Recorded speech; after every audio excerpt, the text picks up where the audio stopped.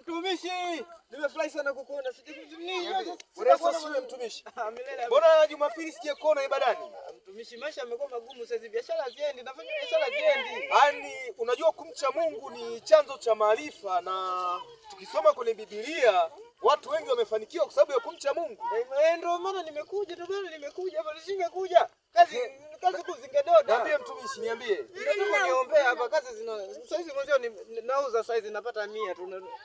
Hata kula haitoshi. Haina shida. Twende. Kaa chini nikuombee. Haya, ngoja nikae. Baba, katika jina la Yesu naweka majini kushoto, naweka mapepo kushoto kwa damu ya Yesu Kristo. Haiwezekani majini yakawa yana nguvu namna hii. Haiwezekani, nasema katika jina la Yesu. Napiga kazi za shetani, napiga biashara zake zikiinuliwe. Huenda anauza mboga za maboga, huenda anauza nyungu, huenda anauza nini, lakini nasema katika jina la Yesu, nataka biashara zake zikifanikiwe kwa damu yako Yesu Kristo mtakatifu. Natangaza biashara zake zikiende kwa damu ya Yesu Kristo mtakatifu. Kuanzia sasa akibarikiwe. Tumishi. Unafanya biashara gani mtumishi? Mimi nauza